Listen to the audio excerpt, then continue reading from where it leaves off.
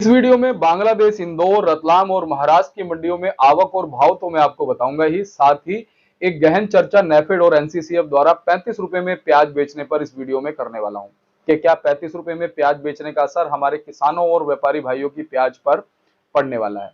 ये मैं आपके साथ इस वीडियो में चर्चा करूंगा। तो जो लोग चैनल पर पहली बार आए हैं वो डीएमटी टीवी परिवार के साथ तुरंत जुड़ जाइए, क्योंकि हम आपको निष्पक्ष और गहन जानकारी प्रस्तुत करने की पूरी कोशिश करते हैं। अगर आपको ये वीडियो अच्छी लगे तो एक लाइक जरूर करके जाइएगा, जिससे हमें मार्गदर्शन तो मिलेगा ही, आगे हम आपको और अच्छी जानकारियां भी उपलब्ध करा पाएंगे।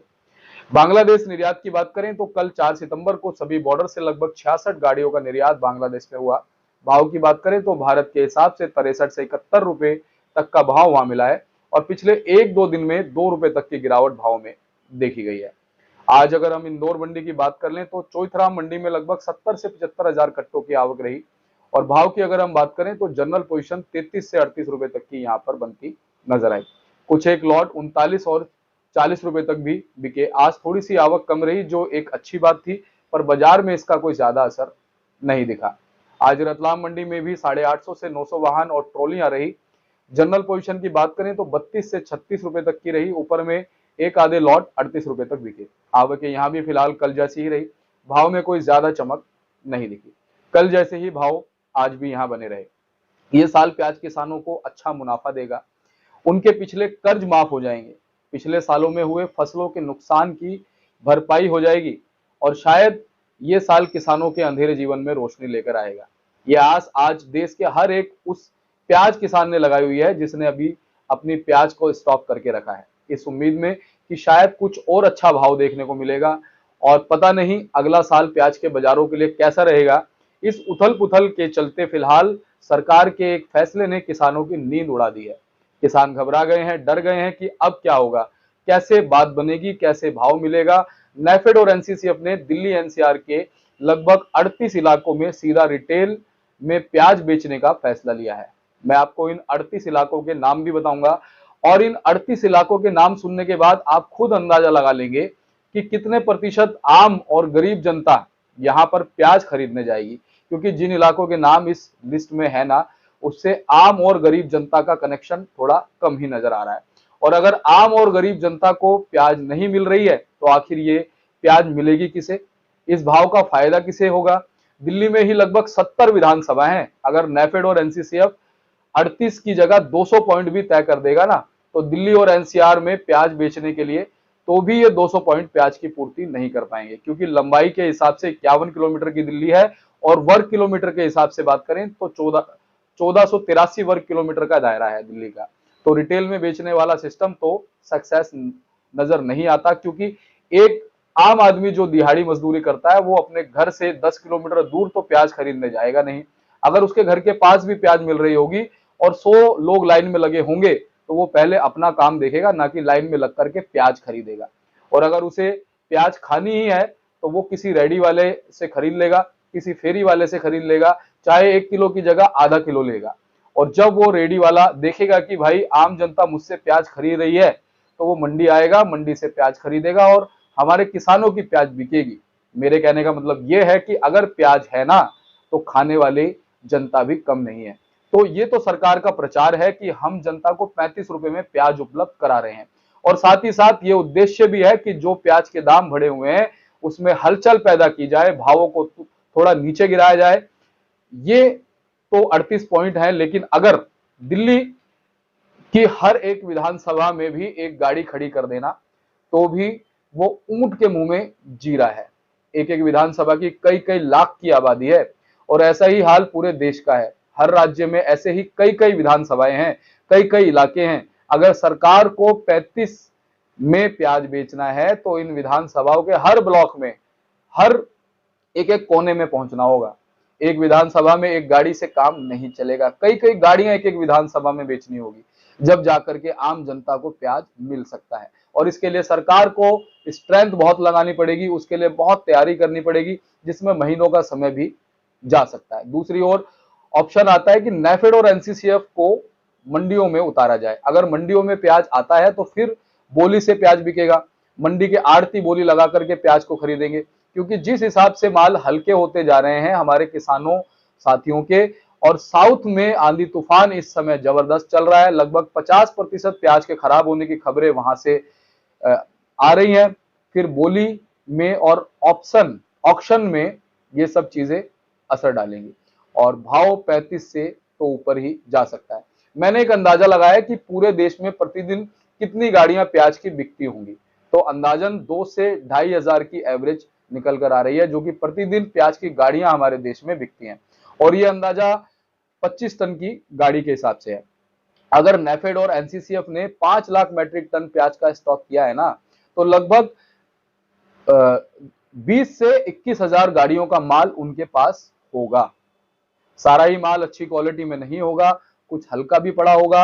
अब आप एक छोटा सा अंदाजा लगाइए कि अगर प्रतिदिन नेफेड और एनसीसीएफ पूरे देश के बाजारों में अच्छी तरह से प्याज को उतारे, तब जाकर के उनकी प्रतिदिन 2,000 गाड़ियां पूरे देश में उतरेंगी, जिससे कि भाव उनके हिसाब से चलेगा, जो भाव वो जनता को देना चाहते हैं। और अगर 2,000 गाड़ियां वो रोज बेचते हैं तो 10 दिन में 20,000 गाड़ियां खत्म हो जाएंगी। अगर वो 1,000 गाड़ियां प्रतिदिन बेचते हैं तो 20 दिन में ये गाड़ियां खत्म हो जाएंगी। अगर वो 500 बेचते हैं तो 1 महीने में या 45 दिन में ये गाड़ियां खत्म हो जाएंगी। लेकिन जो बाकी बची गाड़ियां हैं, चाहे वो 1,000 बची हैं, चाहे वो 1,500 बची हैं, उसकी जरूरत तो देश को पड़ेगी। और अगर 10 दिन में नेफेड अपना प्याज बेच देता है, उसके बाद फिर प्याज कौन बेचेगा? उसके बाद भी तो प्याज की जरूरत देश को पड़ेगी। तो मेरे कहने का मतलब यह है कि अब आपको घबराना नहीं है। अभी जो स्थिति सरकार ने बनाई है प्याज को बेचने की, उससे इतनी जल्दी फर्क नहीं पड़ने वाला। कम से कम दिल्ली के हर एक इलाके में कई कई गाड़ियां उतारनी पड़ेगी, जब जाकर के ये 35 का भाव बनेगा। अब आपको मैं उन्हीं इलाकों के नाम भी बता देता हूं जिन इलाकों में प्याज बेची जाएगी। आप नाम सुनकर खुद अंदाजा लगा लोगे कि इन इलाकों में कितने आम और गरीब लोग हैं जो नेफेड की गाड़ियों से लाइन में लग करके प्याज खरीदेंगे। इन इलाकों में सबसे पहला नाम है साउथ एक्स का, उसके बाद CGO complex, Krishi Bhawan, NSUI complex, Dwarka sector 1, Rohini sector 2, Gurgaon civil line, RK Puram sector 10, Jasola, Nandnagari block B, Yamuna Vihar, model town, Laxmi Nagar, Chhatarpur, Mehrauli, Trilokpuri, Britannia Chowk, Najafgarh, Mayapuri, Lodhi colony, Nehru place, Rajiv Chowk metro station, Patel Chowk metro station, NCCF office sector 4, film city Noida, Gaur city Noida, sector 1 greater Noida, Ashok Nagar, sector 62 Noida, botanical garden, golf course Noida, sector 50 Noida, Vasundhara Ghaziabad, Indirapuram Ghaziabad, Sahibabad sector 19 Noida, sector 58 Noida, Amrapali sector 45। तो ये वो इलाके हैं जहां पर नेफेड और NCCF ने अपनी प्याज को बेचने के लिए 38 पॉइंट तय किए हैं। तो आप इन नामों को देख करके अंदाजा लगाइए, क्या आपको लगता है इन नामों में कोई ऐसा नाम है, किसी इलाके का ऐसा नाम है जहां पर आम जनता और गरीब लोग जो महंगी प्याज नहीं खा सकते, वो लोग इन इलाकों में रहते होंगे? और बाकी दूसरी ओर अगर हम जानकारों की बात करें तो जानकारों का मानना यह है कि ये जो प्याज और सोयाबीन का मुद्दा है, ये सरकार को चुनावों में बड़ा झटका दे सकता है। महाराष्ट्र के उप मुख्यमंत्री अजीत पवार ने पिछले दिनों प्याज किसानों से माफी मांगते हुए कहा था कि प्याज एक्सपोर्ट पर बैन लगाना केंद्र की गलती थी। लेकिन अब एक बार फिर सरकार ने प्याज के दाम को गिराने की तैयारी कर ली है, जबकि ये राजनीतिक तौर पर बेहद संवेदनशील फसल है। इसी साल होने वाले महाराष्ट्र विधानसभा चुनाव में सोयाबीन और प्याज विपक्ष के लिए बड़े राजनीतिक औजार बन सकते हैं। दोनों के दाम के मुद्दे पर किसान सरकार से नाराज दिख रहे हैं। प्याज के कम दाम के खिलाफ बीते लोकसभा चुनाव में हम किसानों की नाराजगी को देख चुके हैं। प्याज बेल्ट की 14 लोकसभा सीटों में से 12 पर इंडिया गठबंधन और 1 पर निर्दलीय को जीत मिली थी। अब विधानसभा चुनाव से पहले एक बार फिर इनके दामों का मुद्दा गर्मा गया है, वो भी एक नहीं बल्कि दो फसलों का। सोयाबीन के दाम के मुद्दे पर पहले से ही किसान नाराज हैं, क्योंकि उन्हें एमएसपी के मुकाबले लगभग 1,000 रुपए प्रति क्विंटल का कम दाम मिल रहा है। दूसरी ओर प्याज जैसी राजनीतिक तौर पर बेहद संवेदनशील फसल का दाम जब किसानों को थोड़ा ठीक मिलना शुरू हुआ है, तो सरकार उसे गिराने की कोशिश में जुट गई है। अब वो नेफेड और national cooperative consumers federation of India NCCF के जरिए सिर्फ 35 रुपए किलो पर प्याज बेचने जा रही है। इससे किसानों की नाराजगी और बढ़ गई है। महाराष्ट्र के किसान नेता और पूर्व सांसद राजू सेठी का कहना है कि सोयाबीन किसानों को सरकार की आयात नीति की वजह से प्रति एकड़ 50,000 रुपए का नुकसान हो रहा है। इससे पूरे राज्य में सोयाबीन उत्पादकों में सरकार के खिलाफ गुस्सा है। दूसरी ओर अब सरकार प्याज के दाम गिरा रही है। महाराष्ट्र के डिप्टी सीएम अजीत पवार और देवेंद्र फडणवीस किसानों से कुछ और बात करते हैं, जबकि केंद्र उसके उलट फैसला लेता है। सेठी ने तंज कसा कि केंद्र सरकार में अजीत पवार और देवेंद्र फडणवीस की कोई सुनवाई नहीं हो रही है, वरना सरकार 35 रुपए किलो प्याज बेचने का ऐलान नहीं करती। सोयाबीन और प्याज के साथ ऐसा ही हो रहा है। बाजार में इस समय प्याज का रिटेल प्राइस 55 से 60 रुपए किलो तक है, जबकि सरकार इसे 35 रुपए पर बेचने जा रही है। सीधे तौर पर कह सकते हैं कि सरकार के इस कदम की वजह से बाजार डिस्टर्ब होगा। इससे किसानों को आर्थिक नुकसान होगा। सरकार रिटेल में कम भाव पर बिक्री करने की बजाय ओपन ऑक्शन से सीधे मंडियों में प्याज बेचे तो ज्यादा अच्छा होगा। किसान नेताओं का मानना है कि सरकार की नीतियों की वजह से ही 4,892 रुपए प्रति क्विंटल की एमएसपी वाला सोयाबीन आज किसान सिर्फ 4,000 रुपए प्रति क्विंटल के भाव पर बेचने के लिए मजबूर है। ऐसे में क्या किसान उन लोगों को वोट देगा जिनकी वजह से उनको नुकसान हो रहा है? आयात शुल्क बहुत कम नहीं होता तो सोयाबीन के दाम में इतनी गिरावट नहीं होती। सोयाबीन का उत्पादन विदर्भ, मराठवाड़ा और उत्तर महाराष्ट्र में होता है, जबकि प्याज सेंट्रल महाराष्ट्र में होता है। अगर दाम सही नहीं मिला तो सिर्फ इन दो फसलों का फैक्टर लगभग 100 सीटों पर असर डालेगा। राज्य में विधानसभा की 288 सीटें हैं।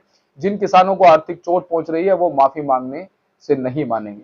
पिछले दिनों अजीत पवार ने प्याज किसानों से माफी मांगते हुए कहा था कि प्याज एक्सपोर्ट पर बैन लगाना केंद्र की गलती थी। तो फिलहाल ये कुछ हलचल प्याज के मुद्दे पर महाराष्ट्र की राजनीति में मची हुई है। चलिए अब आपको बताता हूं कि आज महाराष्ट्र की विभिन्न मंडियों में प्याज का क्या कुछ भाव बन गया है और आज वहां पर आवकें कैसी रही, किन मंडियों में सबसे ज्यादा भाव रहा, ये आप रिपोर्ट के माध्यम से अंदाजा भी लगा पाएंगे। कोल्हापुर मंडी में 4519 क्विंटल प्याज की आवक रही। 1500 नीचे का 4700 ऊपर का 3200 जनरल पोजीशन रही। अकोला मंडी में 395 क्विंटल प्याज की आवक रही। 3000 नीचे का 4700 ऊपर का 4000 जनरल पोजीशन रही। छत्रपति संभाजीनगर में 5679 क्विंटल प्याज की आवक रही। 1800 नीचे का 4400 ऊपर का 3100 जनरल पोजीशन रही। चंद्रपुर गंजवाड़ मंडी में 719 क्विंटल 3750 नीचे का 5000 ऊपर का 4250 जनरल पोजीशन रही। Mumbai onion and potato market में 8728 क्विंटल प्याज की आवक रही। 3500 नीचे का 4300 ऊपर का 3900 जनरल पोजीशन रही। खेड़ चक्कर मंडी में 400 क्विंटल 3000 नीचे का 4500 ऊपर का 4000 जो है जनरल पोजीशन रही। सतारा मंडी में 174 कुंटल 3000 नीचे का 4500 ऊपर का 3700 जनरल पोजीशन रही। जुनार मंडी 8214 कुंटल 2500 नीचे का 4300 ऊपर का 3700 जनरल पोजीशन रही। सोलापुर मंडी 18680 कुंटल 700 नीचे का 4500 ऊपर का 3400 जनरल पोजीशन। धुले मंडी 462 कुंटल 300 नीचे का 3950 ऊपर का 3550 जनरल पोजीशन। जलगांव मंडी 316 कुंटल 1700 नीचे का 4102 ऊपर का 2500 जनरल पोजीशन। नागपुर मंडी 1000 कुंटल 3500 नीचे का 4500 ऊपर का 4250 जनरल पोजीशन। साकरी मंडी 4090 कुंटल 2200 नीचे का 4080 ऊपर का 3600 जनरल पोजीशन। सांगली फले भाजी पाला मार्केट 2315 कुंटल 2000 नीचे का 4500 ऊपर का 3250 जनरल पोजीशन। पुणे 10242 कुंटल 3000 नीचे का 4400 ऊपर का 3700 जनरल पोजीशन। पुणे मोसी मंडी 975 कुंटल 2500 नीचे का 4000 ऊपर का 3250 जनरल पोजीशन।